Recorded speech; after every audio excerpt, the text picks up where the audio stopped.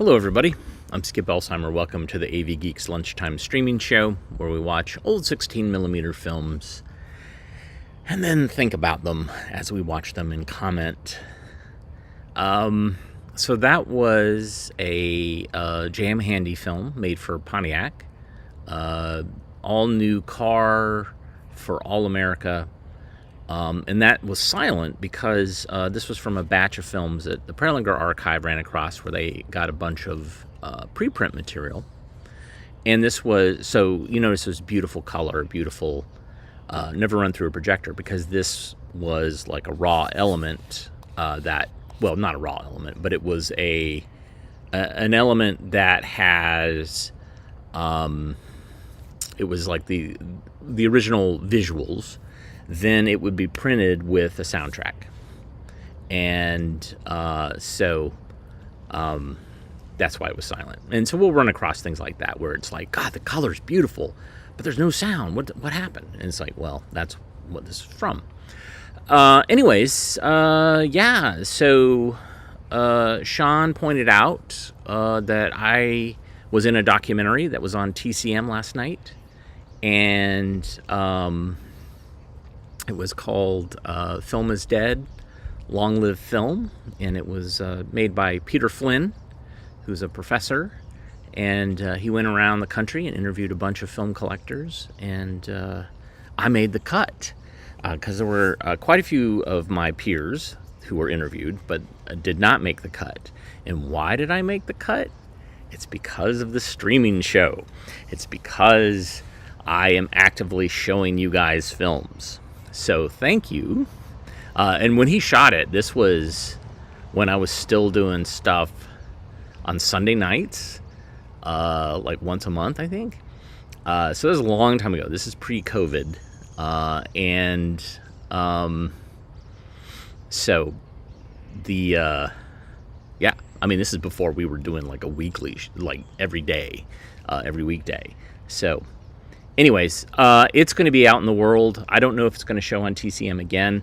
What I found is most of my friends and family don't have TCM anymore. They don't have cable anymore. So it will be something that will be shown somewhere, somehow. It's touring around to different festivals, and I'm hoping to see it soon. In the meantime, let's watch some more 16mm film. Let's not talk about me talking about 16mm film. Let's actually watch it. This is the Tobaccoman Sixth Sense. I don't think this is as good as the M. Night Shyamalan's Sixth Sense, but I don't know. Let's see. Let's find out. Enjoy.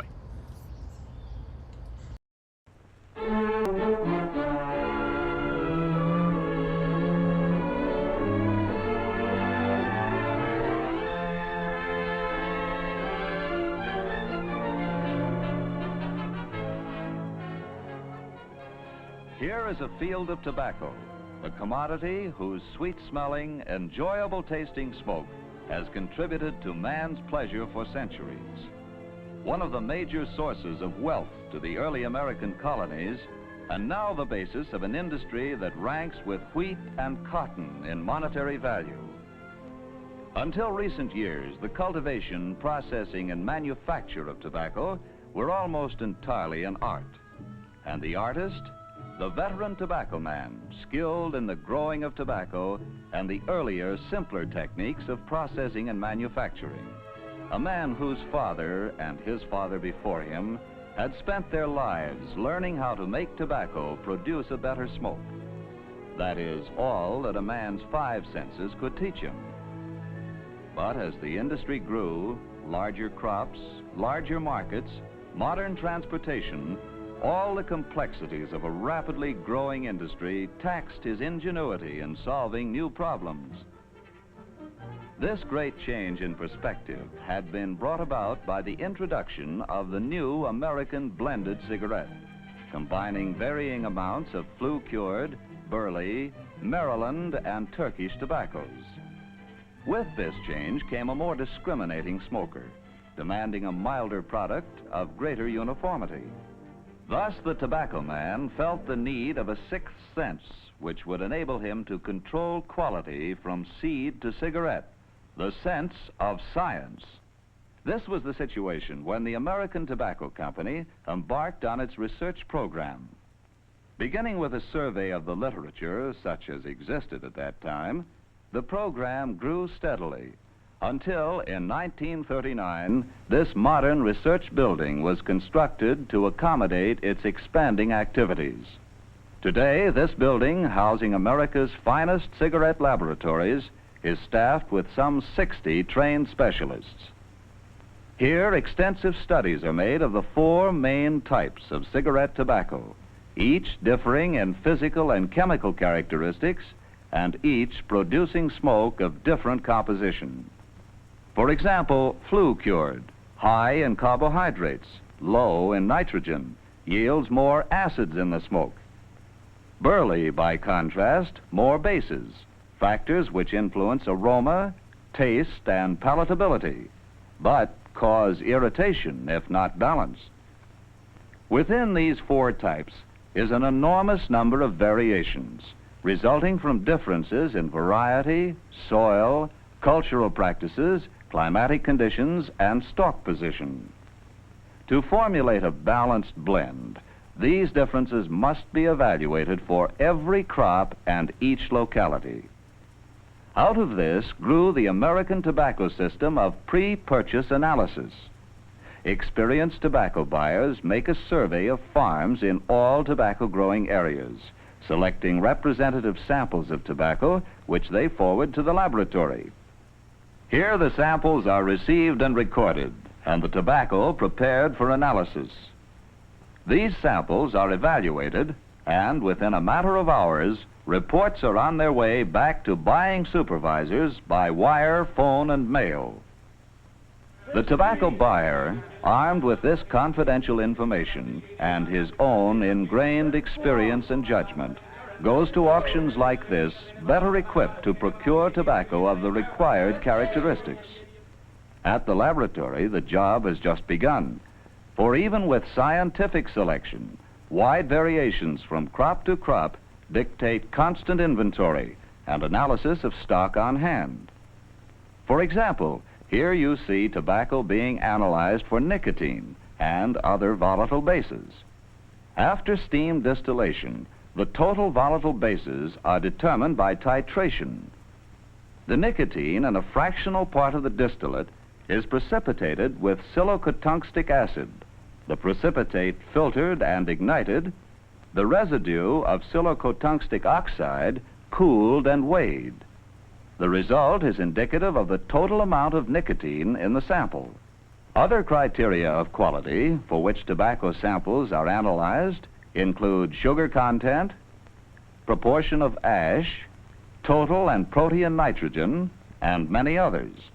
In addition to the selection and blending of tobacco, rigid standards must be set on all materials used in manufacture.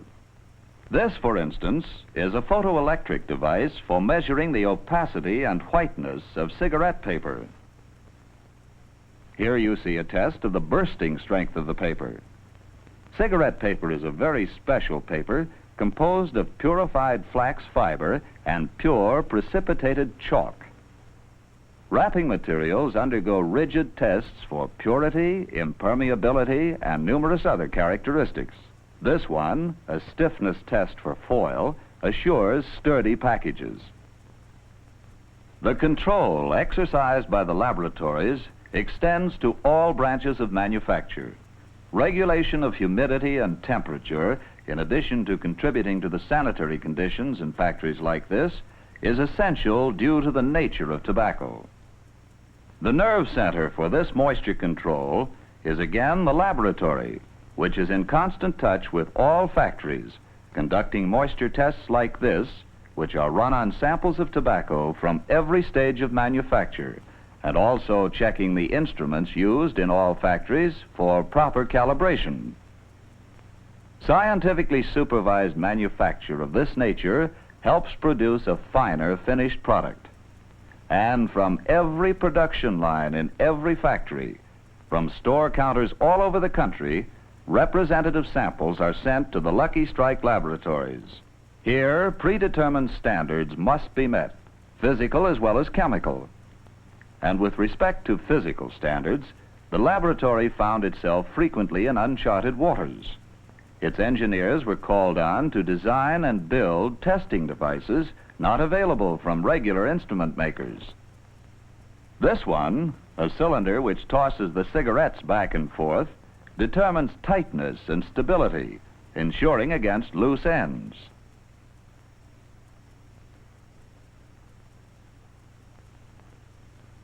Here, a microfilm projector is adapted for measuring width of cut of tobacco. This instrument was designed to measure resistance to airflow, making sure your cigarette puffs freely and easily. And this one, similar in principle as well as appearance, tests the moisture-tight seal of the cellophane jacket. All these tests are based on criteria developed in experimental research, and new standards of quality are constantly being added, because this experimental research never ends. This is a mechanical smoking machine which closely reproduces conditions of human smoking. Careful quantitative studies of the composition of smoke collected by this device led to the establishment of standards of quality, and indications are that continuing research will reveal new criteria and suggest even better methods for quality control. Here, for example, are experiments on the isolation and identification of the ingredients in smoke and tobacco that contribute to aroma. And here you see a Van Slyke apparatus, which is being used to investigate the changes which occur during the aging of tobacco. Recognizing the need for basic research on the physiological aspects of smoking with emphasis on irritation, the American Tobacco Company in 1935 established a research grant at the Medical College of Virginia in Richmond. Facilities such as this biological laboratory were provided for collaborative investigations. Today, in the factories, at the auctions, and on the farms, you'll find the Tobaccoman practicing his art as in the past, but with one big difference. Backing up and guiding his every move is a sixth sense his father never had, the sense of science.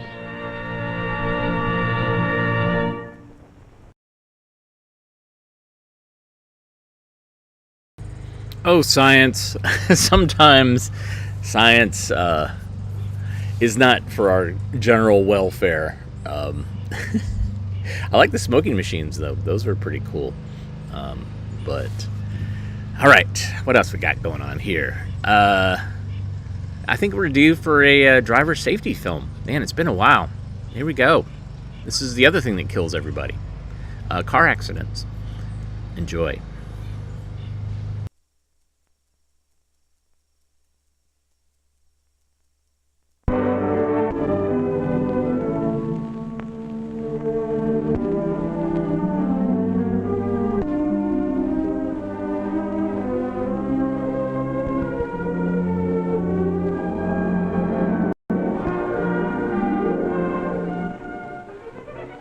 It's a pleasant afternoon in June.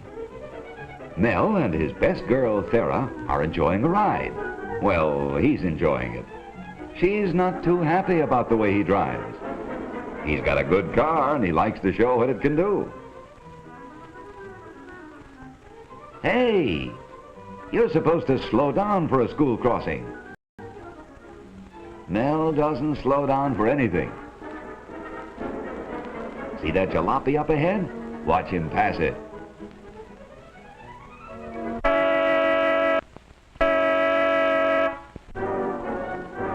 These boys have their opinion of such big shots.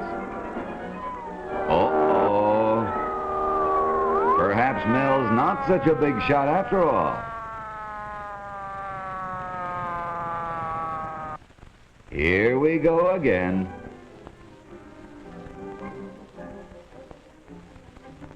He's used to this.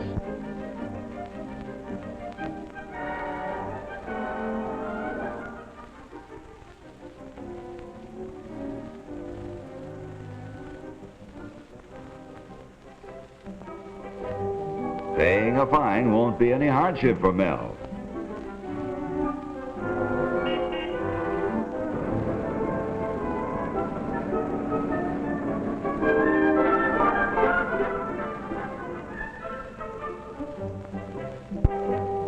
A ticket doesn't mean a thing to a phony like that.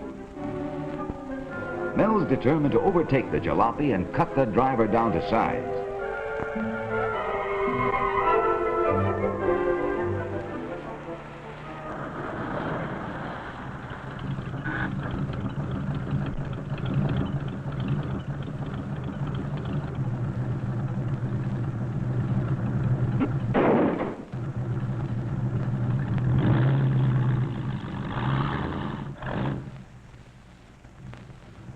The man wants to know if Mel's going to compete or watch.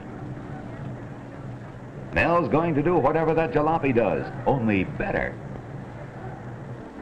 Many boys like Mel were a public problem until in 1950 someone had the idea of turning this abandoned airstrip into a legitimate test course for hot rods. Here they compete under strict rules designed for safety and fair play. This strip at Santa Ana was so successful that others were opened up across the country. Hundreds of clubs have been formed.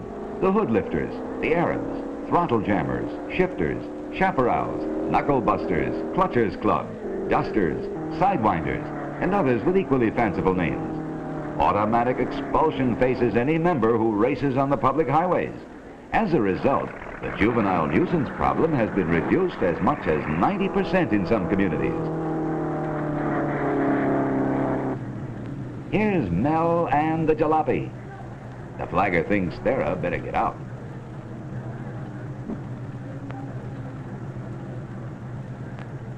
There they go.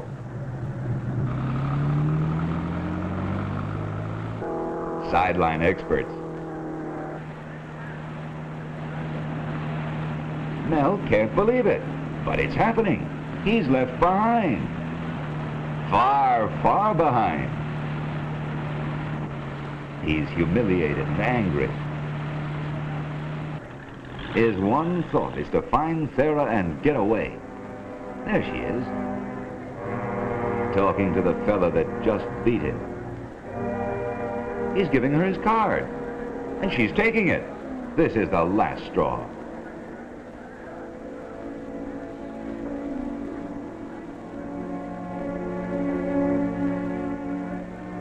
Mel refuses to be impressed.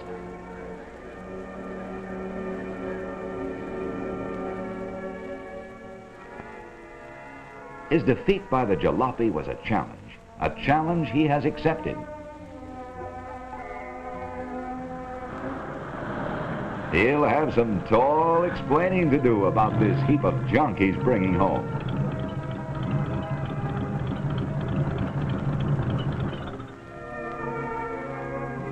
He knows he can handle his folks. He's equally sure he can breeze through this job he's undertaken.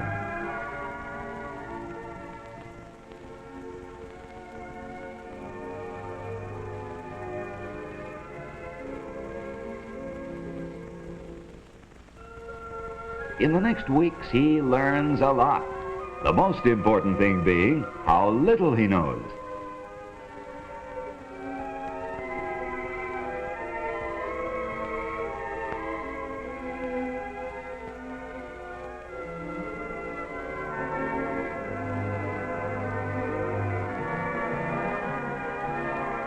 He makes one trial run after another when nobody's around to see him fail.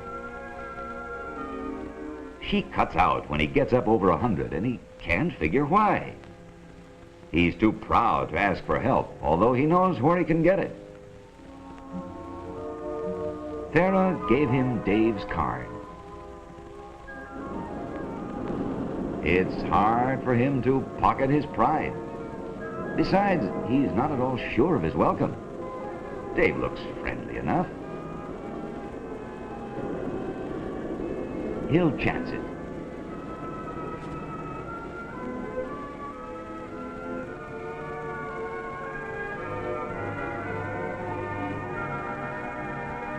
Wow, what a motor! You've really got something here.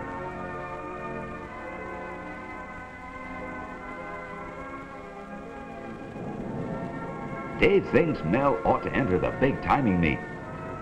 They think Mel could turn 150 miles per hour. He hasn't made 120 yet.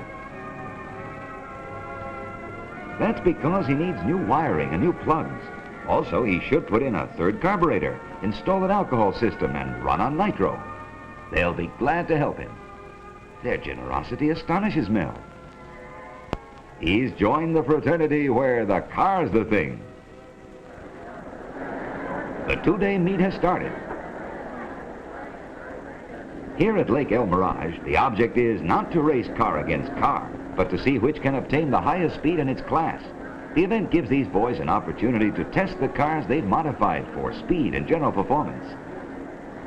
Many contestants come and spend the night. Among them, Dave and Mel.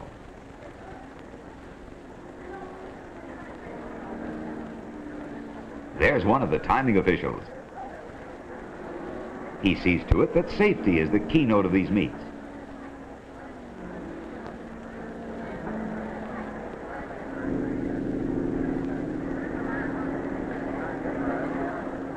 The inspectors is rigid. Those that don't pass are eliminated. No boy under 16 is allowed to participate. Those under 21 must have their parents' written consent. Crash helmets are a must.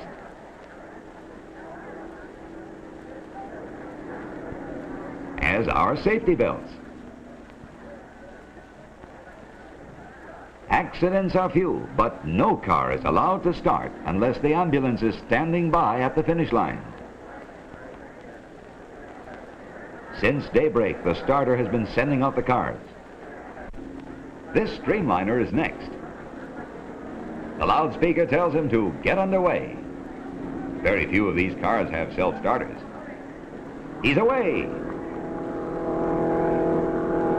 And up to speed as he enters the trap. He breaks the first light beam, sets the timing machine in operation.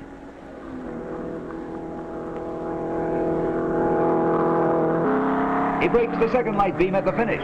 The time is registered, announced, and recorded at the board under the starter stand. Car after car goes out.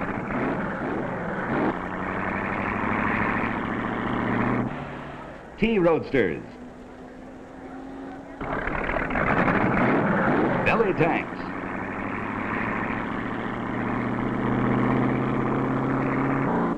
Chopped coupes. Highest speed made today, 168.127 miles per hour. Car 138C, you're next. That's Mel. His hands tremble as he puts on his crash helmet. The official wishes him luck. 138C, take her out. He's on. The car fishtailed at the takeoff. But he stiff arms her back to the course. Phew, that was close. Hold her steady, Mel. He can see the reason for the safety belt now. Sweat's running down the back of his neck and his helmet weighs about a ton. This is no smooth concrete strip he's traveling. The dry lake bed is full of ruts and bumps.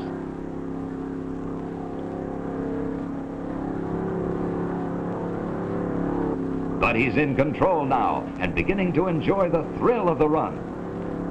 He begins to drop off. Now he's in high and praying he'll get past 6,000 revolutions per minute going through the traps. There's the first marker up ahead, and the tachometer says 5,900, 5,950, 6,000. He's in the trap now at 6,500. The best he can do.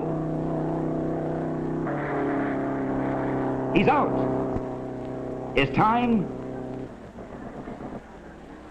Car 138C turned at 151.06 miles per hour. The time is official. What a welcome awaits him back at the pits. Trophies now instead of traffic tickets. He'll never speed on the highway again. Nor will any of these others. For through this safe and constructive outlet, these boys satisfy their craving for knowledge and speed. Out of their ranks come the engineers who develop improvements for your car and mine, who create new designs and affect economies. These boys of today are the men of tomorrow.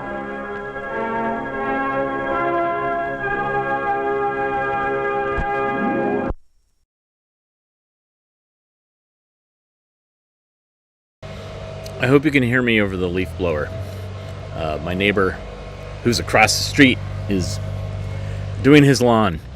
Anyhow, yeah, fascinating film. So it's not really about driver safety as I first thought at the beginning, because I watched a little bit of the beginning.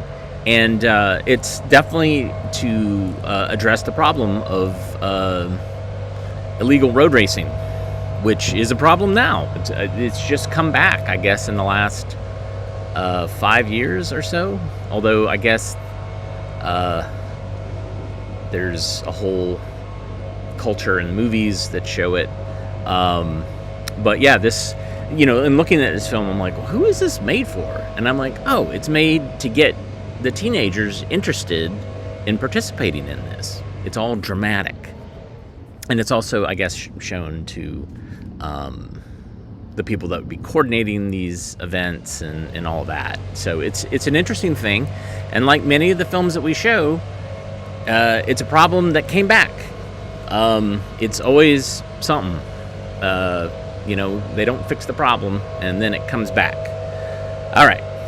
Next film is about, I guess, two boys who enlist in the military and work with radios. Enjoy.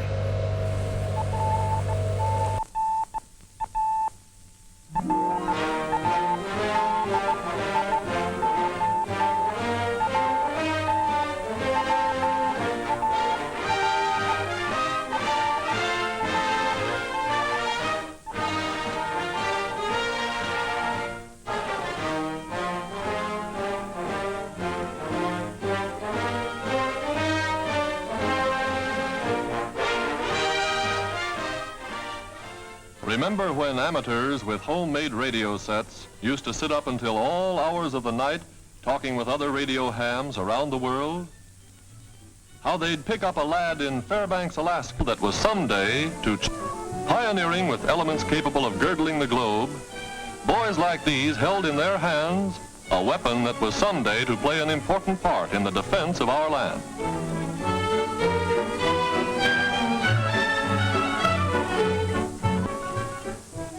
We begin our story on a day in 1943. Joe Brown and his brother Jim were seniors that year. And like thousands of other American boys, their thoughts were far from the peaceful valley country that has always been their home. Well, you can guess the rest. That Signal Corps poster caught Joe's eye, and it wasn't long before he enlisted. And 2 days later, Brother Jim walked into a Navy recruiting office, sore as a boil that Joe had beaten him to the punch.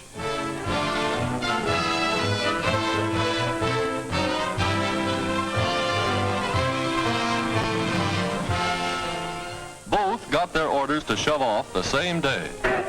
Naturally, the folks were down to see them leave.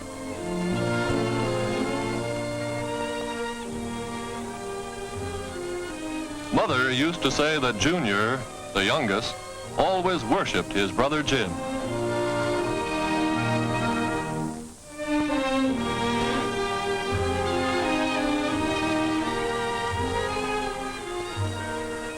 Dad and Mother, of course, were pretty brave about it all.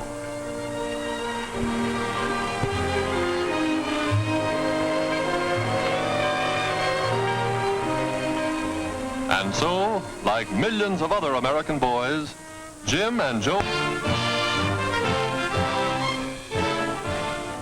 From the drilling they gave the boys those first 2 months, they didn't feel much like letter writing. To hear Jim tell it, the only time they didn't drill was when they were eating or sleeping.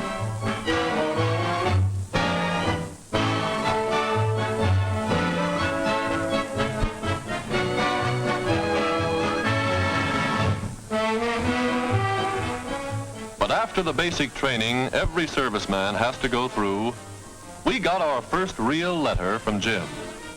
Jim always was good at letter writing. Dad was so tickled he took the letter down to the war plant where he works to read it to the boys. Jim said, "Dear Pop, I'm finally learning how to be a real radio man. From 8:30 in the morning until 4:15 in the afternoon, we go from one class to another. Most of the fellows are around my own age, and I mean we're getting a real education. Pop, a fellow who goes through a school like this gets training that will fit him for most any kind of communications job in what the big shots call the post-war world. The instructors are experts. Most of them have had practical experience with all kinds of radio installations. They know how to get the stuff across so it's understandable. We're taught not only how to repair a piece of equipment under any conditions, but how to build it from the ground up.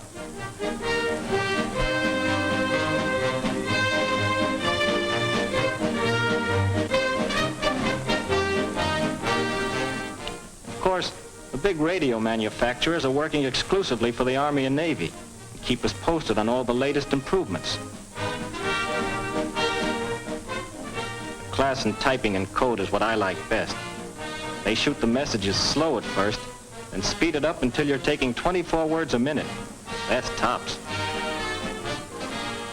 After we learn what makes the darn things tick, we get individual instruction on equipment, just the same as they have aboard ship.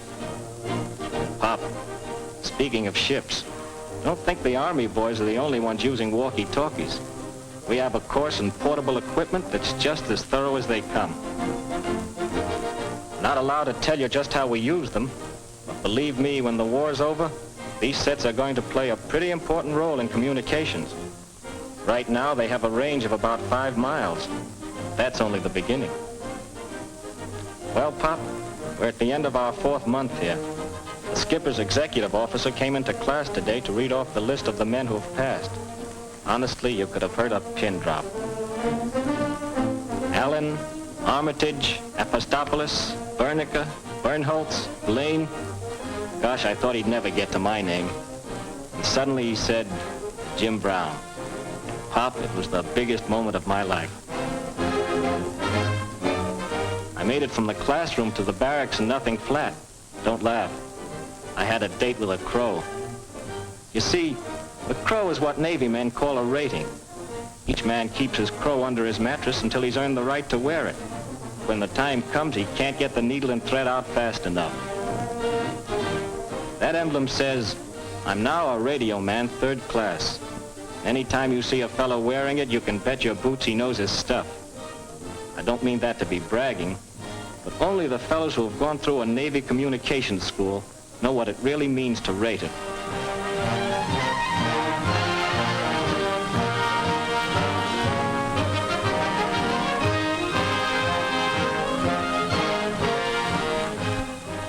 Next day, with the skipper doing the honors, we marched out on the parade ground to get our diplomas. I wish you could have been there, Pop, but I know you have a war job, and besides, the government doesn't want people traveling around the country unless they have to.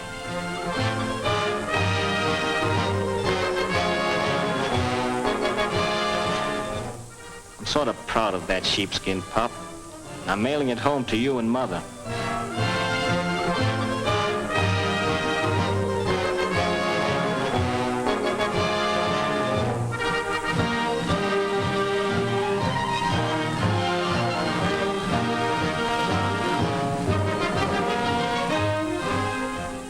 Well, we got our orders to shove off today, and I'm all packed. I can't tell you where we're going, but I'm on my way. Yes, the folks back home are sort of proud of him, too. It seems that just about the time Jim wrote he'd finished school, Brother Joe wrote that he was leaving for maneuvers.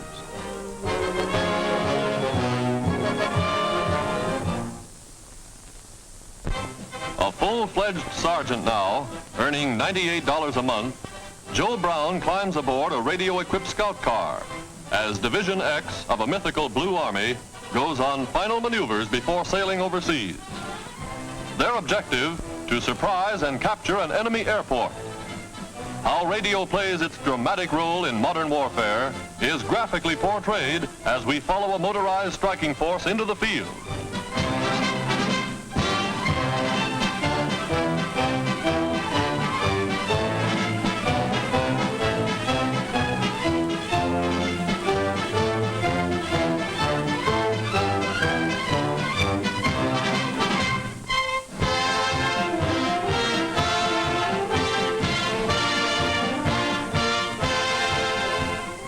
Deploying to scout the enemy's flank, 2 command cars, each armed with a 37mm anti-tank gun, plunge downstream to strike across country.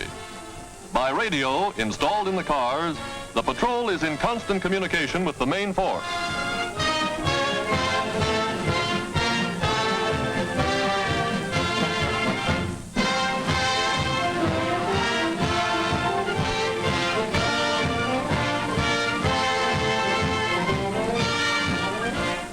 From his own position, Joe flashes word that the convoy is being attacked by low-flying bombers. Joe's radio report is relayed to the tank command, and reinforcements roll into action.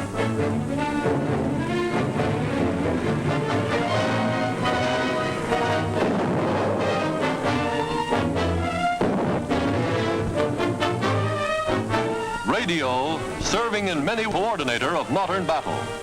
Artillery observation post spots the target and by radio corrects the range for gunners miles away.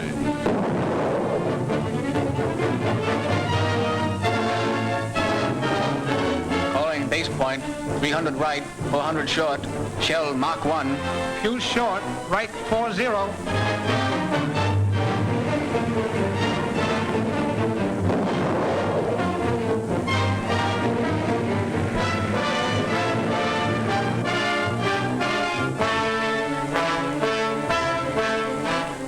At the message center, communications headquarters, officers of the General Staff are kept informed by radio of the battle's progress, are in constant touch with all commanders, know to the minute where each unit is operating in the field. A courier unable to contact his unit dashes back for the nearest portable equipment to get his message through.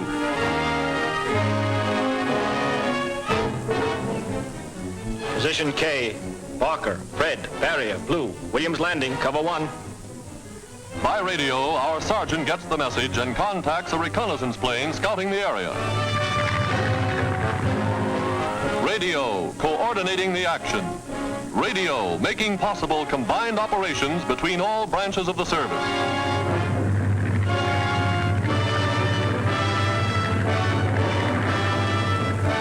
AD 7463, reserves assembling. Fire for effect at my command. And by radio, a message plucked from the skies is transmitted to reinforcements waiting to be called up. Here is radio, performing swiftly and efficiently in the heat of battle. Base point, 1 right, 2 short. Range 4,000. Fire! Airborne, calling airborne. This is Ridgely White. Airborne, this is Ridgely White. Airport, okay to land. Come on in. Over. Yes, radio flies with the paratroops, lands with the men, ready for instant action. Calling airborne squadron 2, Ridgely Black. First wave landed. Come on in. Over.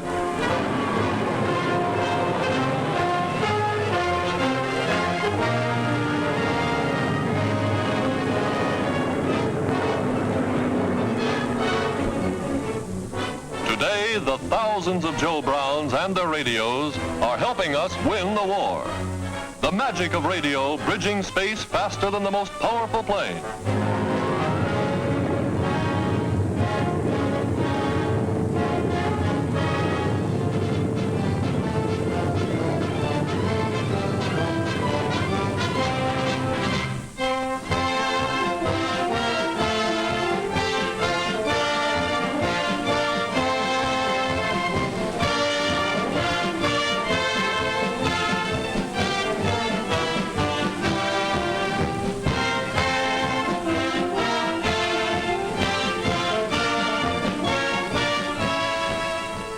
Thanks to radio, Sergeant Joe Brown is able to report, mission accomplished.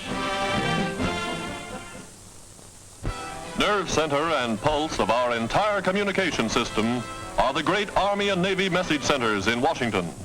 Messages to and from the High Command, transmitted by voice and by code to our fighting forces in all parts of the world. Navy Department, NSS Headquarters 305. Proceed with operation according to plan. This is Washington, WAR, at H hour -20, execute Plan Z, over. And by radio, by all the means of communication known to man, 100, 1,000 forces begin to move. Supply depots, embarkation points, ships at sea, all ready for H hour -20, execute Plan Z, over. And so, from an unnamed port, troops whose regiment shall also be nameless board a transport that bears only a number. Plan Z is being put into operation.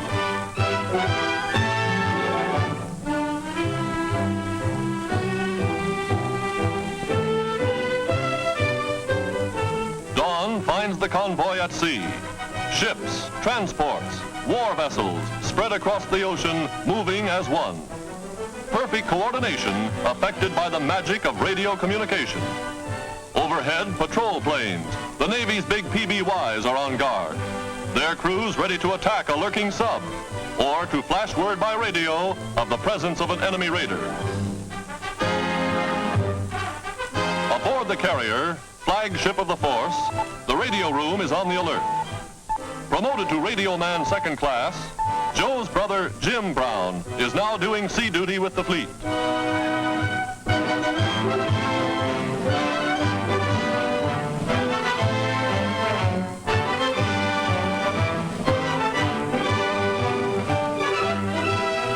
Now, steaming boldly into enemy waters, warships clear decks for action.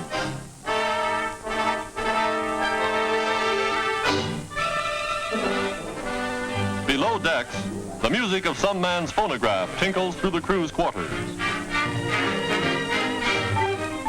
Jim Brown, the boy from Middletown, had the duty the morning the message came through. It wasn't long before the men knew, this is it. From the bridge, orders are flashed, and by loudspeakers in every part of the ship, the call is battle station.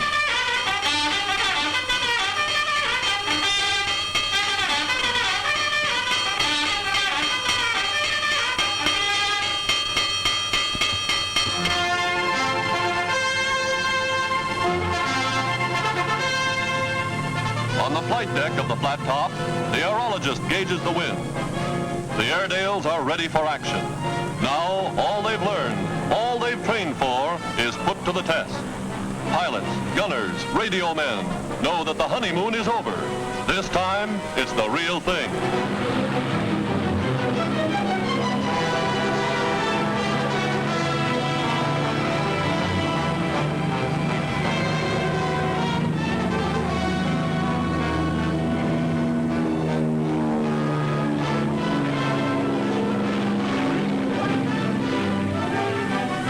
The carrier's batteries swing on target.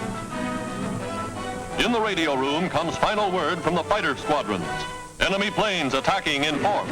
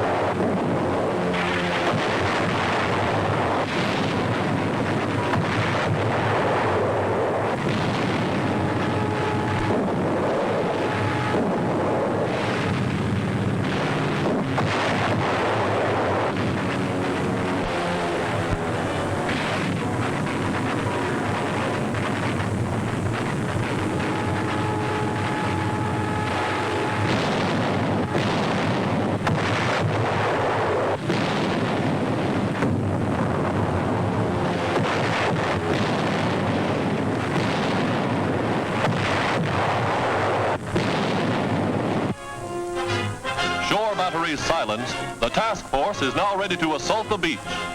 In landing boats, manned by tough Coast Guard and Navy crews, they prepare for invasion.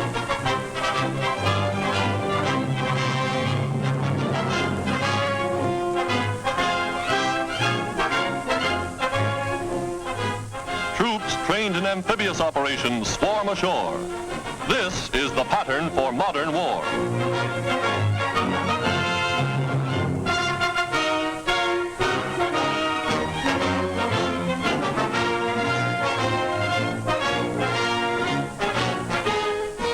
Landing with the first wave, radio units establish communication with ships offshore. And look who's here, the same Sergeant Joe Brown we last saw training in America. No training camp now. Those machine guns are spitting red-hot lead. Their job done, fighter planes return to the carrier to refuel, rearm, and stand by to repel any new attack from the sky.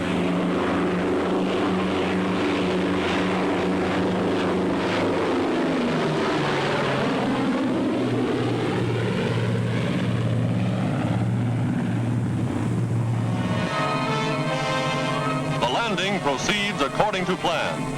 Troop reinforcements, heavy equipment, big guns, and amphibious tanks.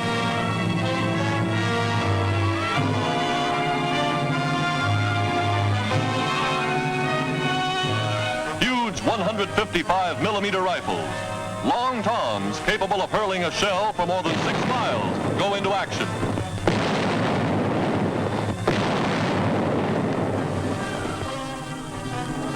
Following in the wake of the artillery barrage, jungle fighters press forward, wiping out snipers and enemy pillboxes one by one.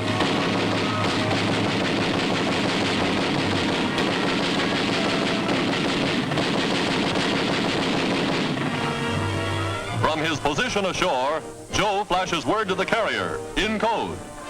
Beachhead established. Infantry and heavy equipment landed in force. Operation proceeding according to plan. Situation well in hand. CO reports, enemy positions neutralized. Garrisons in flight. Our patrols following advantage.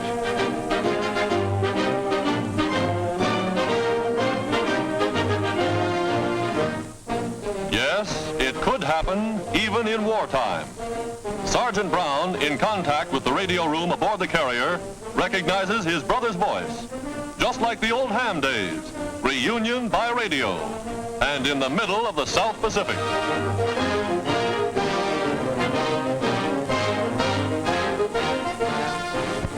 And back in Washington, thanks to radio equipment, American men and women of industry, thanks to the courageous use of radio by the United States Army Signal Corps and the United States Navy Communications Department, of the dramatic story of radio at war.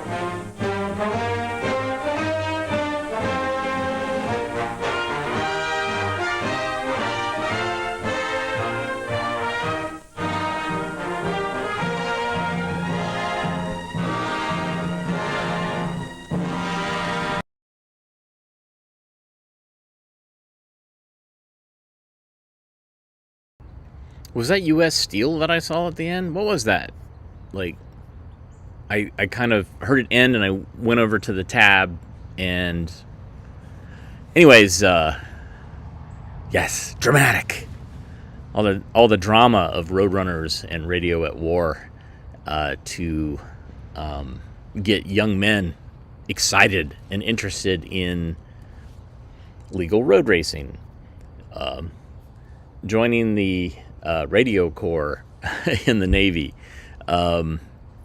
So my father was on a ship. He was on the Forrestal, which was an aircraft carrier, when bombs went off on the deck.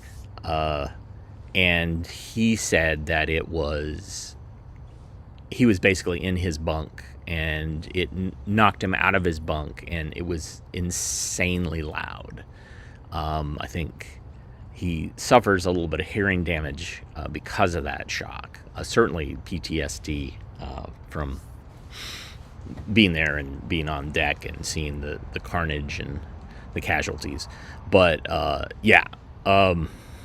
being on a radio in a little room underneath the deck doesn't necessarily guarantee that you are going to be safe from bombs.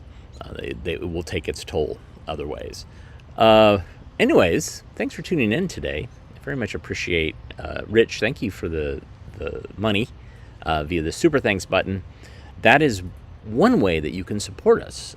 We are paying a lot of money in rent. Basically, I think it's what did I think? It's probably between $1,800 and $2,000. And the reason why I don't know for sure is because there's a couple of units that I got at a discount rate that are going to expire, and then they're going to go back to the full rate. So anyways, 7 storage units filled with films. It's exciting, but boy, it is something. There is an expense taken. One of the expenses is basically just my brain trying to figure out where films are. Beat it, bug. And so, when someone's like, hey, do you have this film? I'm like, yeah, kinda, maybe. Where is it? I don't know. And I've had a pretty good luck in determining where stuff is, but there's some stuff that it's going to take a week to find. So anyhow, that is what happens when you collect physical media that is huge and heavy and stinky. And it is being on that documentary last night on TCM. The kind words that Ben Mankiewicz said before when he introed the film, there was a little bit of a call out because he was talking about educational films and about how we want to show the films. That felt really good. And like I said, I made the cutting room floor because I am showing the films to you guys using new technologies of streaming. And so it all makes me feel very good and validates the big pain that I'm going through with schlepping films. So at the very least, to support us, hit the thumbs up button, hit the like button, subscribe. Those are the tiny little things that you can do to support us. If you want to support us financially, you can go to patreon.com/avgeeks or ko-fi.com/avgeeks. Those are great ways to also support us because that money will go to these storage units. Ideally, by spring of next year, we will be able to move everything back to the archive where renovation work is taking place. But we're not there yet. So it's going to be a long winter and spring. But we'll continue to show you what we got, what we've digitized.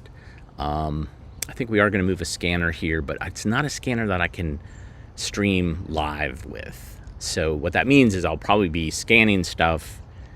Maybe I'll record an intro and then I'll play it back. I don't know. We'll see what happens. Because I do genuinely enjoy streaming live as I'm digitizing. That's such a weird thing that we do sometimes. And, it blows up in our face all the time when we do it, of course, when something doesn't thread right or something goes crazy, So anyways, we're going to try to get something like that so where we can continue scanning films and showing you the films. All right, I blathered on a whole lot. I just wanted to say thank you so much. We love you. We love seeing you in the comments. I'm sorry that some of you can't see us because of work, but figure out a way. We'll be here when you get back. All right. Take care. Everybody have a great rest of your Monday.